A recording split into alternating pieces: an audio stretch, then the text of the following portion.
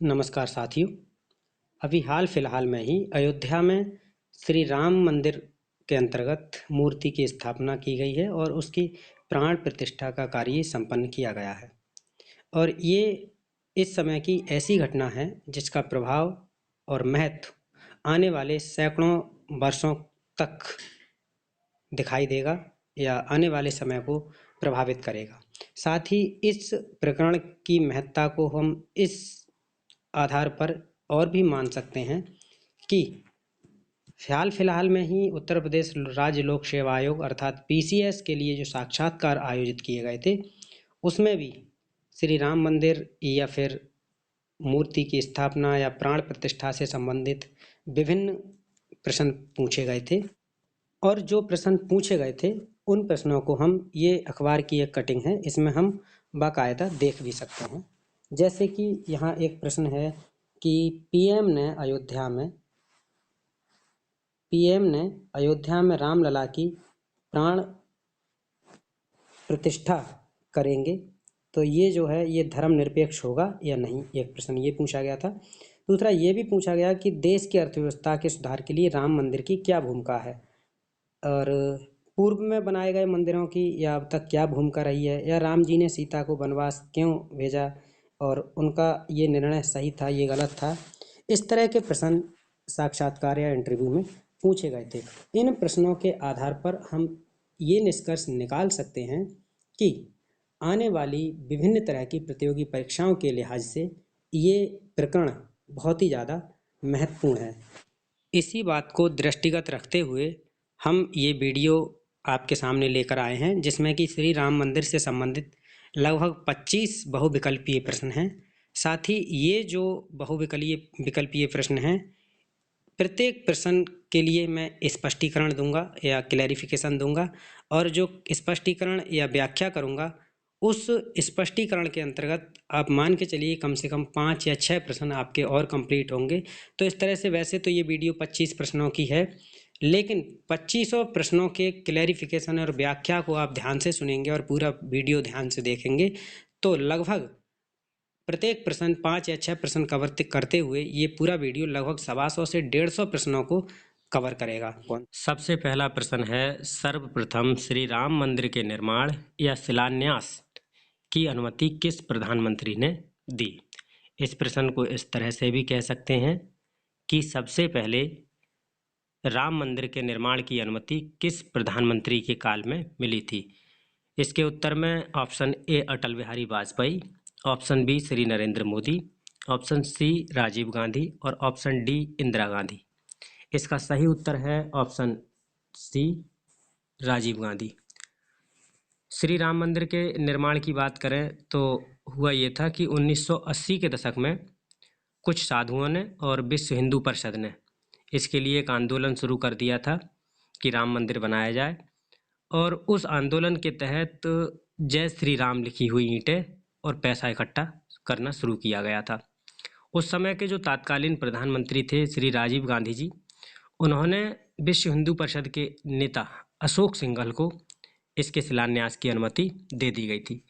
बाद में 9 नवंबर 1989 को विश्व हिंदू परिषद के नेताओं और कुछ साधुओं ने पैसा और ईंटें इकट्ठा किया और जो मस्जिद थी या फिर राम का जो पुराना प्राचीन मंदिर था, मस्जिद के नीचे ही माना जाता है, उसके बराबर में ही ये गड्ढा खोद करके मंदिर के निर्माण की या शिलान्यास की आधारशिला रख दी थी।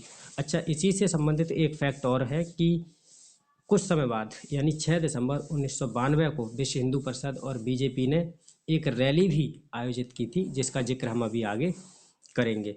अब रही बात यहाँ से, वैसे तो ये एक प्रश्न है लेकिन यहाँ आपसे कई प्रश्न बन सकते हैं। पहला तो ये आपके सामने ही है, किस प्रधानमंत्री के काल में। दूसरा, आंदोलन कब शुरू हुआ था, तो इसका उत्तर हो जाएगा, मैंने अभी बता दिया, 1980 के दशक में। 1980 के दशक में शुरू हुआ था आंदोलन। दूसरा प्रश्न हो सकता है कि जो 1980 के दशक में या सबसे पहले आंदोलन शुरू हुआ था उसमें क्या इकट्ठा किया गया। तो 2 चीज़ें इकट्ठा की गई थी।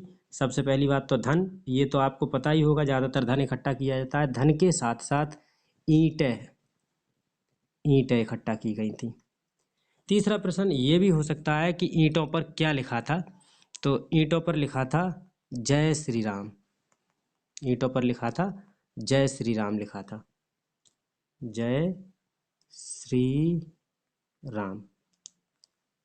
अच्छा, अगला प्रश्न एक और भी बन सकता है कि उस समय पर राजीव गांधी ने जो अनुमति दी थी वो किसे प्रदान की थी? तो इसका उत्तर हो जाएगा अशोक सिंघल को। अगला, जो शिलान्यास की प्रथम आधारशिला रखी या गड्ढा खोदा गया था वो कब? ये आपको तारीख याद रखनी है। तारीख थी आपकी 9 नवंबर 9 नवंबर और 1989। ये आधारशिला की या मंदिर के गड्ढा खोदे जाने की शुरुआत थी। और इसके अलावा रैली कब आयोजित की गई? रैली के बारे में है 6 दिसंबर और 1992। इस तरह से ये एक प्रश्न आपका कंप्लीट होता है। अगला प्रश्न है, अयोध्या स्थित बाबरी मस्जिद के विध्वंस के समय भारत के प्रधानमंत्री कौन थे? Option A Atal Bihari Vajpayee, option B Indira Gandhi, option C PV Narasimha Rao, option C doctor Manmohan Singh. इसका सही उत्तर है option C PV Narasimha Rao. तो ये जो बाबरी मस्जिद थी अयोध्या में वो सन 1528 में बनी थी, और ये जो बाबरी मस्जिद थी सन 1528 में बनी थी, 1528 में। और इसे जो है बाबर के ही एक सेनापति थे मीर बाकी उन्होंने बनाया था और बनवाया था या फिर, और 6 दिसंबर 1992 को इसे गिरा दिया गया था। इससे पहले वाला जो प्रश्न था जिसमें हमने बताया था कि नागा साधुओं ने, विश्व हिंदू परिषद ने और बीजेपी ने एक रैली आयोजित की थी, तो उस रैली के बाद ही इस मस्जिद को गिरा दिया गया था। अगला प्रश्न है कि अयोध्या विवाद में सुप्रीम कोर्ट का अंतिम फैसला कब आया था? ऑप्शन ए 9 सितंबर 2019 को, ऑप्शन बी 9 सितंबर 2020 को, ऑप्शन सी 5 अगस्त 2020 को, ऑप्शन डी 5 अगस्त 2019 को। इसका सही उत्तर है ऑप्शन सी 5 अगस्त 2020 को। अगला प्रश्न है, अयोध्या विवाद से संबंधित फैसला कितने जजों की बेंच ने सुनाया था? ऑप्शन ए 4 जजों की बेंच ने, ऑप्शन बी 5 जजों की बेंच ने, ऑप्शन सी 6 जजों की बेंच ने, और ऑप्शन डी 7 जजों की बेंच ने। इसका सही उत्तर है ऑप्शन बी 5 जजों की बेंच ने। अगला प्रश्न है, अयोध्या विवाद से संबंधित फैसले में कौन से जज शामिल नहीं थे? Option A S.A. Bobde, option B U Lalit, option C Abdul Nazeer, option D Ashok Bhushan.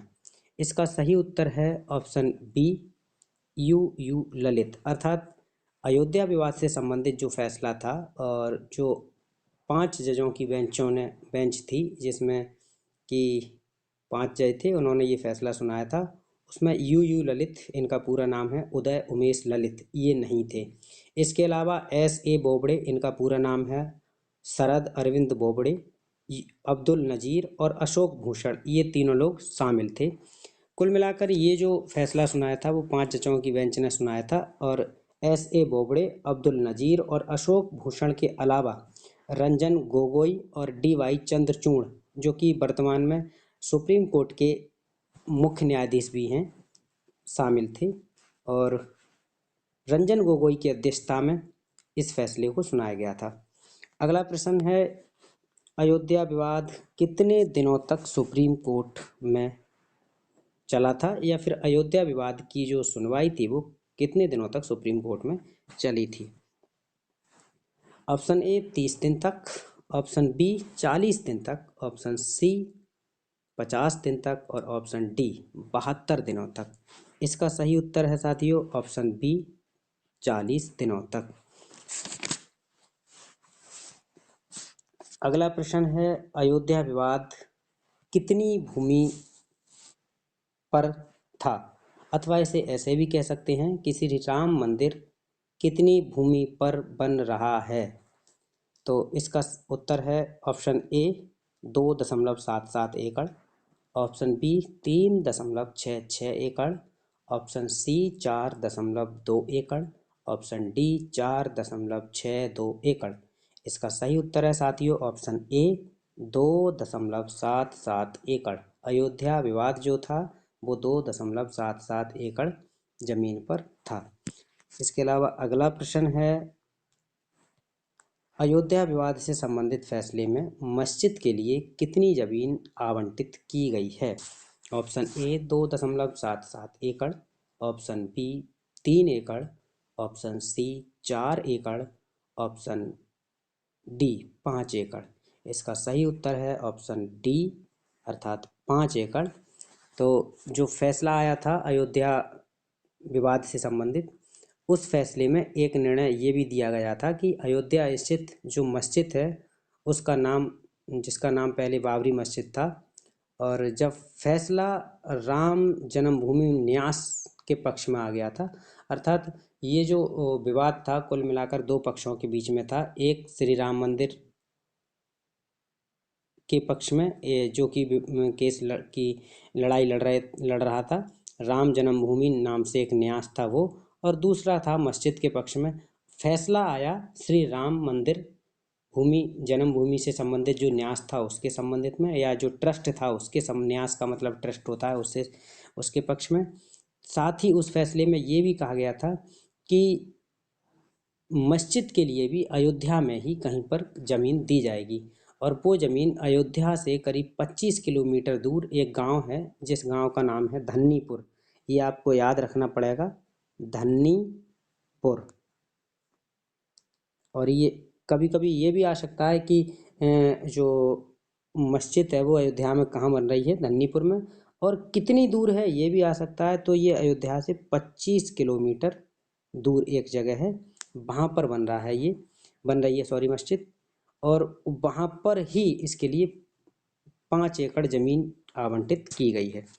अगला प्रश्न है, श्री राम मंदिर अयोध्या में धार्मिक अनुष्ठान के लिए सर्वप्रथम रोक कब लगाई गई थी? ऑप्शन ए है 1528 में, ऑप्शन बी है 1992 में, ऑप्शन सी है 2020 में, ऑप्शन डी है 1858 में। इसका सही उत्तर है ऑप्शन डी 1858 में। तो हुआ ये था कि जब 1528 में ये जो मस्जिद बना दी गई थी बाबर के सेनापति के द्वारा, जिसका जिक्र मैं अभी पहले भी कर चुका हूँ, उसके बाद में 1853 में यहाँ पर एक हिंसा हो गई थी।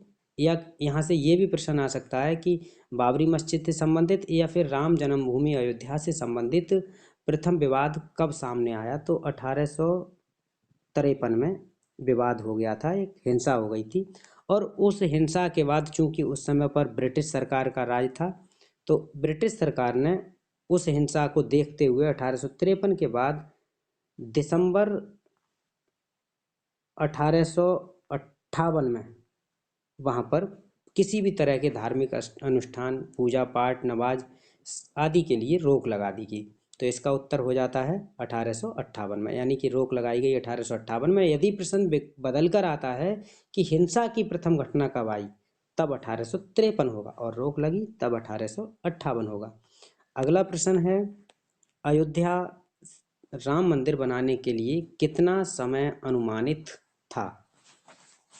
या अयोध्या में स्थित राम मंदिर बनाने के लिए कितने समय में बन जाने के लिए अनुमान लगाया गया था? तो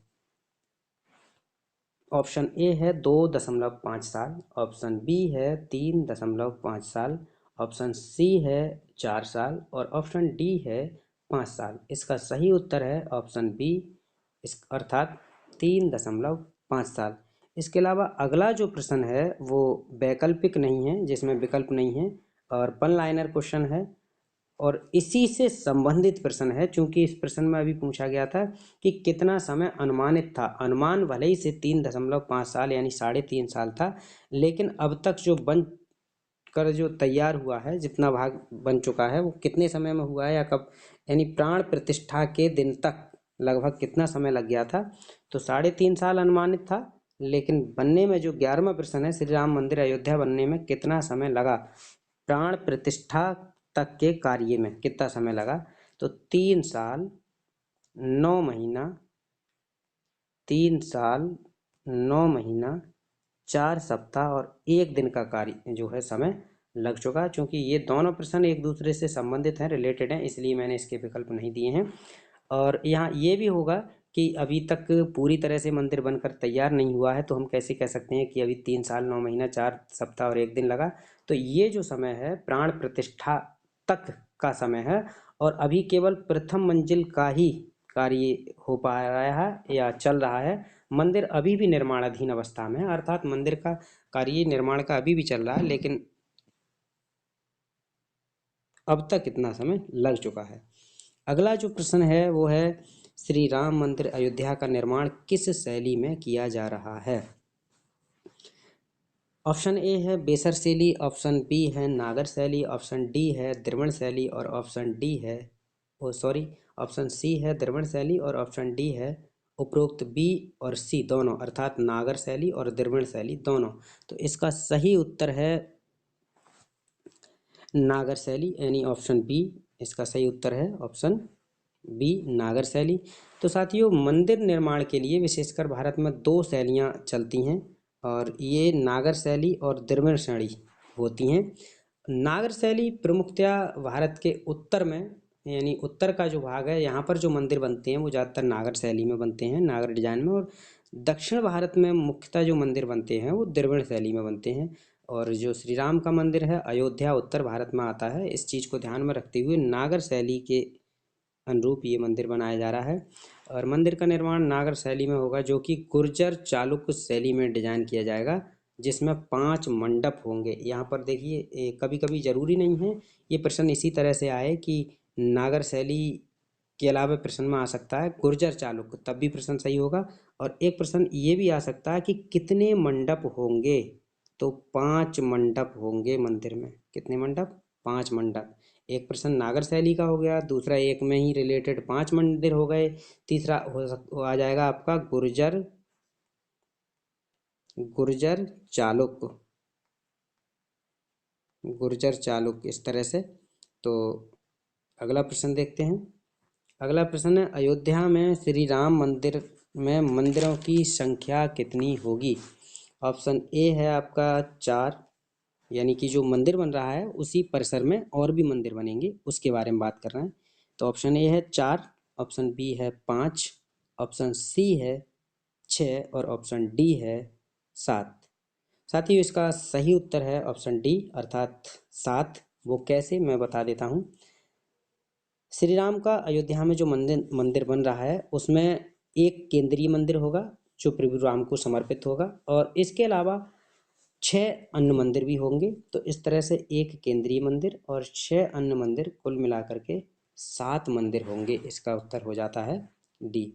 अगला प्रश्न है कि अयोध्या राम मंदिर में मंडपों की संख्या कितनी होगी। Option A 5, option B 7, option C 9, और ऑप्शन डी 11।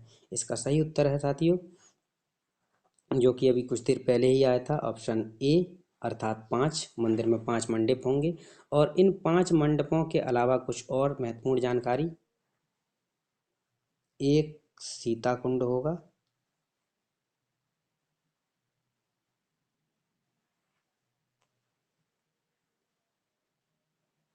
इसके अलावा 5 मंडप होंगे, और 392 खंबे होंगे, पिलर्स। कभी कभी ये प्रश्न भी आ सकता है, कुछ भी आ सकता है कि सीता कुंड कितने हैं, एक मंडप कितने हैं, 5 पिलर्स या खंबे कितने हैं, 392 द्वार कितने होंगे, गेट। तो इसमें 44 द्वार होंगे। कितने? 44 गेट होंगे। तो ये सभी चीज़ें याद रखनी है। इसके अलावा भी 212 पहले खंभों के बारे में बता दें, 392 खंभे होंगे, लेकिन सबसे पहले प्रारंभिक स्टेज में जो खंभे अनुमानित करे गए थे वो 212 का अनुमान लगाया गया था। फिर कुछ संशोधन हुआ और कहा गया कि 360 खंभे बनेंगे, लेकिन वर्तमान समय में 392 खंभे बन रहे हैं पिलर्स बन रहे हैं। ये भी प्रश्न को ध्यान रखने वाली बात है। अगर प्रश्न में आता है कि शुरुआत में प्रारंभिक स्टेज में कितने खंभों का अनुमान था, तब 212 लगाएंगे, और कहा जाता है वर्तमान में कितने पिलर हैं, तो 392 होंगे।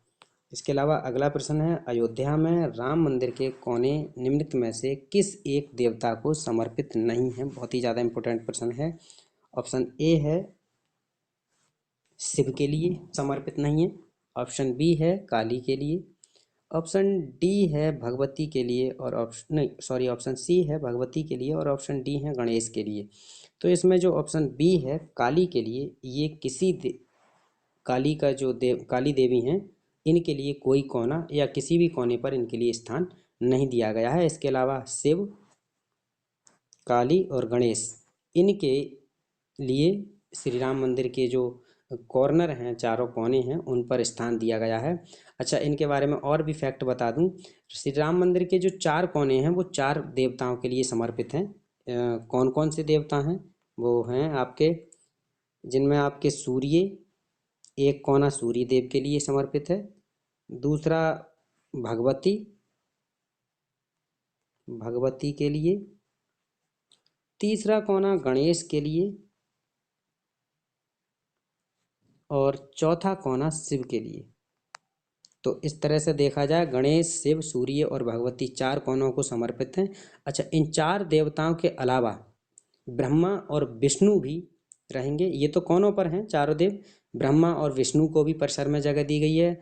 इसके अलावा उत्तरी भुजा पर माँ अन्नपूर्णा का और दक्षिणी भुजा पर हनुमान जी भी होंगे। तो कुल मिलाकर के सूर्य, भगवती, गणेश, शिव 4 हो गए, ब्रह्मा विष्णु 6 हो गए, और अन्नपूर्णा और हनुमान, कुल मिलाकर 8 अन्य देवताओं को भी वहाँ पर स्थान दिया गया है। और कॉर्नर की बात करें, कोनों की, तो सूर्य, भगवती, गणेश, शिव को ही आपको याद रखना है, काली को स्थान नहीं दिया गया है।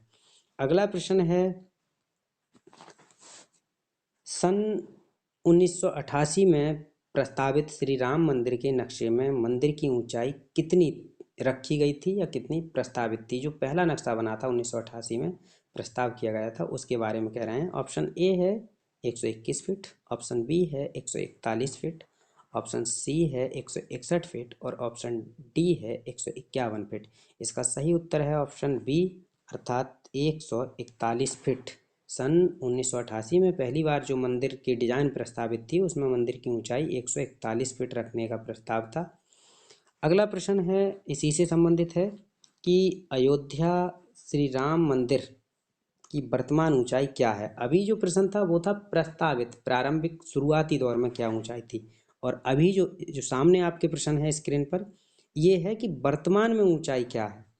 दोनों में अंतर है, और जब दोनों में यदि अंतर है, इसका मतलब ये है, जिस तरह से खंभों के बारे में मैंने बात की थी कि प्रारंभ में 212 खंभे थे, बाद में इस समय 392 हैं, बदलाव किया गया है। इसी तरह अगर ऊंचाई में बदलाव है तो यहाँ भी प्रस्तावित कुछ और हो जाएगी, ऊंचाई कुछ और हो जाएगी। चलिए देख लेते हैं। इसका ए उत्तर है, और ए है 121 फीट, बी है 611 फीट, सी है 161 फीट, और डी है 151 फीट। तो इसका सही उत्तर है दोस्तों सी, अर्थात 161 फीट। यानी कि वर्तमान में जो मंदिर बन रहा है उसकी ऊंचाई 161 फीट है, जबकि प्रस्तावित कितनी थी? 141 फीट। तो प्रश्न दोनों तरह से आ सकता है, प्रश्न में विशेषकर ध्यान रखना है। मैंने यहाँ दोनों मेंशन कर दिए हैं। प्रस्तावित में तो अगर आप आता है तब आप लगाएंगे 141 फीट, और यदि वर्तमान की बात करेंगे तब लगाएंगे 161 फीट। अच्छा, कुछ लोग कंफ्यूज होंगे, अधिकतर लोग इसमें क्या करते हैं कि धार्मिक अनुष्ठानों में कि 11, 21, 51, 111, 151, इस तरह के अंकों का बहुत ही ज़्यादा महत्वपूर्ण स्थान रहता है। तो कुछ लोग सोचते होंगे 151 जरूर होगा, लेकिन ऐसा नहीं है, यहाँ पर 161 फीट रखी गई है। चलिए अगला प्रश्न देख लेते हैं। अगला प्रश्न है, श्री राम मंदिर अयोध्या में स्थापित मूर्ति का रूप क्या होगा? बहुत ही इंपॉर्टेंट प्रश्न है, बहुत ही जरूरी प्रश्न है। रूप क्या होगा? ऑप्शन ए है शिशु रूप, ऑप्शन बी है बाल रूप, ऑप्शन सी है युवा रूप, और ऑप्शन डी है राजा रूप। इसके सही उत्तर दोस्तों कुछ आपको कंफ्यूज भी कर सकता है, क्योंकि श्री राम मंदिर अयोध्या में जो प्रभु राम की मूर्ति लगाई गई है वो 5 वर्षीय की अवस्था में के रूप में बनाई गई है। और 5 वर्ष की जो अवस्था होती है, कुछ जगह उसे शैशवावस्था में शामिल किया जाता है, शिशु में, और कहीं कहीं उसे बाल रूप यानी बाल्यावस्था में शामिल किया जाता है। लेकिन अधिकतर प्रचलन में ऑप्शन बी को ही मान्यता दी जाएगी, बाल रूप। और एक चीज़ और इसके बारे में फैक्ट बता दूं जो कि बहुत ज़्यादा इम्पोर्टेंट है। ये जो 5 वर्षीय शिशु अथवा बाल रूप, अगर विकल्प में बाल रूप है तब बाल लगाएंगे, और यदि बाल रूप नहीं है तो आप शिशु रूप भी लगा सकते हैं, दोनों चल जाएंगे। क्योंकि 5 वर्ष की जो अवस्था होती है शिशु अवस्था और बाल्यावस्था के बीच की नहीं तो आप कह सकते हैं शैशवावस्था के लास्ट की या शिशु अवस्था की अंतिम पड़ाव होता है, और वहीं बाल्यावस्था का शुरुआती पड़ाव या शुरुआती दौर होता है। अच्छा, कुछ और महत्वपूर्ण फैक्ट की बात करें तो ये जो मूर्ति है वो 5.1 इंच ऊंची होगी। देखिए, अभी बात चल रही थी कि मंदिर की ऊंचाई की, और अब बात आ गई मूर्ति की ऊंचाई की। तो जरूरी नहीं है उसका रूप पूछा जाए, बाल रूप है, शिशु रूप है, युवा रूप है, ये भी पूछा जा सकता है कि मूर्ति की ऊंचाई क्या होगी। दूसरा, इसकी जो चौड़ाई होगी वो 3 फीट होगी, और रंग जो होगा काला होगा। 3 फीट ऊंचाई और ब्लैक रंग होगा। तो यहाँ से भी प्रश्न आ सकता है कि ऊंचाई क्या होगी, चौड़ाई क्या होगी, रंग क्या होगा, सभी बातें आपको याद रखनी है। चलिए अगला प्रश्न देख लेते हैं। अगला प्रश्न है कि श्री राम मंदिर अयोध्या का निर्माण किस कंपनी द्वारा किया जा रहा है। बहुत ही ज़्यादा महत्वपूर्ण प्रश्न है। प्रश्न ए, प्रश्न का उत्तर पहला ए है टाटा ग्रुप द्वारा, ऑप्शन बी है अडानी इंफ्राटेक द्वारा, ऑप्शन सी है लार्सेन एंड टुब्रो कंपनी द्वारा, और ऑप्शन डी है उपरोक्त सभी के द्वारा संयुक्त रूप से। इसका सही उत्तर है दोस्तों option C, Larsen and Toubro, L&T द्वारा। और दोस्तों सुनने में तो ये भी आया है कि ये जो कंपनी है L&T, ये एक साल में 60% से भी अबव प्रॉफिट देने वाली कंपनी है। और इसने सुनने में आया है कि बिल्कुल फ्री ऑफ कॉस्ट, बिना किसी अपनी लागत के या पारिश्रमिक के मंदिर को बनाने के लिए तैयार हुई है। अगला प्रश्न है प्रश्न 20 है, श्री राम मंदिर अयोध्या का मुख्य वास्तुकार कौन है। ये भी बहुत ज़्यादा इम्पोर्टेंट प्रश्न है और अधिकतर परीक्षाओं में पूछा जा सकता है। ऑप्शन ए है निखिल सोमपुरा, ऑप्शन बी है आशीष सोमपुरा, ऑप्शन सी है चंद्रकांत बी सोमपुरा, और ऑप्शन डी है उपरोक्त सभी। साथियों, ये प्रश्न भी कुछ आपको कहीं कहीं कंफ्यूज करना है और कर सकता है, और कंफ्यूज करने वाले प्रश्नों को आपको ध्यान से देखना होगा। वो इसलिए कि अगर प्रश्न आता है कि प्रमुख वास्तुकार कौन है, तब आपका उत्तर यहाँ होगा चंद्रकांत बी सोमपुरा। और यदि प्रश्न आता है श्री राम मंदिर अयोध्या के वास्तुकार कौन है, प्रमुख शब्द नहीं लगा हुआ है, यदि नहीं है, प्रमुख वास्तुकार शब्द नहीं लगा हुआ है, तब आपका प्रश्न हो जाएगा। वैसे तो आपका प्रश्न अगर है प्रमुख वास्तुकार तब चंद्रकांत बी सोमपुरा, और यदि प्रमुख शब्द नहीं लगा है तब हो जाएगा उपरोक्त सभी। वो इसलिए इसके बारे में जानकारी दे दूं कि ये जो हैं चंद्रकांत बी सोमपुरा, ये अहमदाबाद के हैं, और इनका जो सोमपुरा परिवार नाम से है, पूरा इनके परिवार जो है पूरा सोमपुरा परिवार बोला जाता है, और पूरा परिवार ही मंदिर निर्माण के कार्य में लगा हुआ है, जिसमें प्रमुख रूप से चंद्रकांत बी सोमपुरा जी हैं, और उनके साथ ही उनके सहयोगी उनके दोनों बेटे जो कि निखिल सोमपुरा और आशीष सोमपुरा हैं, वो भी शामिल हैं। मूल रूप से जो 1988 में मंदिर का डिजाइन प्रस्तावित था या लिया गया था, कुछ चेंजेज के बाद, परिवर्तनों के साथ 2020 में उसे पुनः या दोबारा से प्रस्तुत किया गया, जिसमें हिंदू धर्म के अनुसार मंदिर को 250 फीट चौड़ा, 380 फीट लंबा और 161 फीट ऊंचा रखा जाएगा। यहाँ से भी एक प्रश्न दो तरह से आ सकता है कि प्रमुख वास्तुकार कौन है। अच्छा, एक चीज़ और, ऊंचाई क्या है मंदिर की, 250 फीट रखी जाएगी, चौड़ाई सॉरी लंबाई 380 फीट रखी जाएगी। ऊंचाई के बारे में मैं पहले ही बता चुका हूँ, 161 फीट ऊंचाई है और मूर्ति की 5.1 इंच लंबाई है। और कभी कभी क्या होगा कि हो सकता है मंदिर की ऊंचाई फिट में ना पूछ के मीटर में पूछा, तब आपको कंफ्यूज नहीं होना है, तब आपको कर देना है 49 मीटर, यानी कि 161 फीट या 49 मीटर ये मंदिर की ऊंचाई होगी। मुख्य वास्तुकार चंद्रकांत बी सोमपुरा होंगे। और यदि केवल मुख्य ना लग के या प्रमुख शब्द ना लग कर आता है तो निखिल सोमपुरा, आशीष सोमपुरा, चंद्रकांत बी सोमपुरा अर्थात उपरोक्त सभी हो जाएंगे। अब ये निर्भर करता है प्रश्न पर कि प्रश्न की रिक्वायर क्या है, मांग क्या है। तो चलिए अगला प्रश्न देखते हैं। अगला प्रश्न है, श्री राम मंदिर अयोध्या का जो शिलान्यास है अथवा कह सकते हैं भूमि पूजन है, वो कब हुआ था। ऑप्शन ए है इसका 5 अगस्त 2019 को। ऑप्शन बी है 5 अगस्त 2020 को। ऑप्शन सी है 22 जनवरी 2023 को। और ऑप्शन डी है 22 जनवरी 2024 को। इसका सही उत्तर है दोस्तों 5 अगस्त 2020 अर्थात ऑप्शन बी। ऑप्शन बी इसका सही है, 5 अगस्त 2020। चलिए अगला प्रश्न देख लेते हैं जो कि इसी से संबंधित है। श्री राम मंदिर अयोध्या की अनुमानित लागत कितनी थी।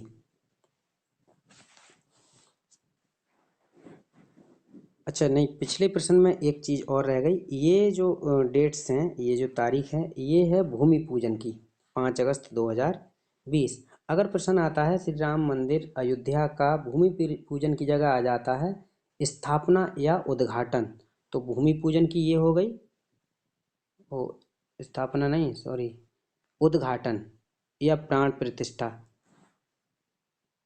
तो प्राण प्रतिष्ठा की बात आएगी तब आप लिखेंगे यहाँ पर 2024 वाला जो ऑप्शन है 22 जनवरी 2024, ये हो गई आपकी प्राण प्रतिष्ठा का समय। प्राण प्रतिष्ठा ये पूरा आगे आएगा, मतलब नहीं आ पाएगा स्क्रीन पर। और ये हो गया आपका शिलान्यास का। यहाँ ध्यान रखने वाली बातें हैं दोनों तारीख। अब देखते हैं अगला प्रश्न। अगला प्रश्न है कि श्री राम मंदिर अयोध्या की अनुमानित लागत कितनी थी। ऑप्शन ए 100 करोड़, अनुमानित पूछ रहे हैं, वास्तविक नहीं। अनुमानित A 100 crore, option B 200 crore, option C 300 crore और ऑप्शन डी 400 करोड़। इसका सही उत्तर है दोस्तों ऑप्शन सी, अर्थात मंदिर के बनने के लिए जो अनुमान लगाया गया था वो 300 करोड़ लागत का अनुमान लगाया गया था। लेकिन अभी तक की अगर बात करें तो लगभग 1100 करोड़ रुपए खर्च हो चुके हैं। कितने, 1100 करोड़, जो कि 300 करोड़ से लगभग 3.25 गुना है। और अभी भी मंदिर में 300 करोड़ और लगने का अनुमान है क्योंकि मंदिर पूरा नहीं हुआ है। तो इस तरह देखा जाए तो 11 और 3 1400 करोड़, यानी लगभग, और भी मेरा तो यहाँ तक मानना है कि 1500 करोड़ से भी ऊपर लागत जाएगी। तो लगभग 5 गुना जो अनुमान लगाया गया था 300 करोड़ का, उससे भी 5 गुना ऊपर श्री राम मंदिर की लागत जाने वाली है दोस्तों। चलिए अगला प्रश्न देख लेते हैं। अगला प्रश्न है, श्री राम मंदिर निर्माण के लिए पत्थर कहाँ से मंगाए गए हैं। इसका ऑप्शन ए है गुजरात, ऑप्शन बी है राजस्थान, ऑप्शन सी है थाईलैंड और ऑप्शन डी है उत्तर प्रदेश। इसका सही उत्तर है दोस्तों ऑप्शन बी, अर्थात राजस्थान। श्री राम मंदिर निर्माण के लिए राजस्थान की एक जगह है बांसी, बांसी से पत्थर मंगाए गए हैं। और बांसी इसलिए स्पष्ट, बांसी भी आपको याद रखनी है, बांसी इसलिए कि हो सकता है प्रश्न में राजस्थान ना दे करके बांसी शब्द आ जाए, इसलिए बांसी याद रखना। बांसी से पत्थर मंगाए गए हैं और साथ ही ये भी रखना है याद कौन सा पत्थर, तो बलुआ पत्थर मंगाया गया है। कौन सा, बलुआ पत्थर मंगाया गया है। और प्रश्न ये भी आ सकता है कितने पीस मंगाए गए हैं, तो 6 लाख बलुआ पत्थर के 6 लाख टुकड़े या पीस मंगाए गए हैं। साथ ही ये जो पत्थर हैं इन्हें जोड़ने के लिए तावे की प्लेट है, सीमेंट का काम नहीं है यहाँ पर, तावे की प्लेटों से जोड़ा जाएगा। तो देखिए एक प्रश्न में ही आपके कितने प्रश्न तैयार हो रहे हैं। नंबर 1, कहाँ से मंगाया गया है आपका पत्थर, राजस्थान से। राजस्थान के किस जगह से, बांसी से। कौन सा पत्थर मंगाया गया है, बलुआ। कितने पीसेस मंगाए गए हैं टुकड़े, 6 लाख। और किस चीज़ से जोड़े जाएंगे या जोड़ने के लिए किसकी प्लेटों का यूज होगा? तो तांबे की प्लेटों का यूज होगा। एक ही प्रश्न में आपका 1 2 3 4 5 यानी लगभग 5 6 प्रश्न तैयार हो गए। चलिए अगला प्रश्न देखते हैं। अगला प्रश्न है, श्री राम मंदिर निर्माण के लिए मिट्टी किस देश से भेजी गई है? संपूर्ण मिट्टी की बात नहीं, ये कुछ मात्रा में मिट्टी आई है। Option A Maldives, option B Indonesia, option C Thailand और ऑप्शन डी उपरोक्त सभी। इसका सही उत्तर है साथियों ऑप्शन सी अर्थात थाईलैंड। थाईलैंड से श्री राम मंदिर निर्माण में कुछ मिट्टी भेजी गई है, और जो कि इस बात का प्रतीक है कि पहले यानी पूर्व में भी थाईलैंड में दो नदियां थी, वहां से भारत के लिए पानी भेजा जाता था। प्रश्न ये भी आ जाता है कभी कभी, ये तो पता होगा आपने रट के गए कि भैया थाईलैंड से मिट्टी आई है, अब वहां पर आ गया कि जो थाईलैंड से श्री राम मंदिर निर्माण में थाईलैंड से जो मिट्टी आई है वो किस बात का प्रतीक है? तो इसका उत्तर आ जाएगा कि पूर्व में दो नदियों से पानी भेजा जाता था, नदियों से, तो उन नदियों के पानी का प्रतीक है थाईलैंड से भेजी गई मिट्टी। तो ये हो गए साथियों श्री राम मंदिर से संबंधित सभी प्रश्न, और जो कि बहुत ज़्यादा महत्वपूर्ण होने वाले हैं। और एक प्रश्न आपके लिए मैं छोड़ता हूँ, इसका उत्तर आपको कमेंट में देना है। और ये प्रश्न है कि श्री राम मंदिर अयोध्या में किस धातु का प्रयोग नहीं किया जा रहा है? अर्थात वो कौन सी धातु है जो श्री राम जी के मंदिर में यूज नहीं की जा रही है या प्रयोग नहीं की जा रही है? इसका उत्तर आपको कमेंट में देना है। साथ ही उन चीज़ों को भी कमेंट में बताना है जो अभी आपको इनसे संबंधित जानकारी अधूरी लगी, और जानकारी कैसी लिखी लगी इसके बारे में भी आपको कमेंट में बताना है। धन्यवाद साथियों, नमस्कार।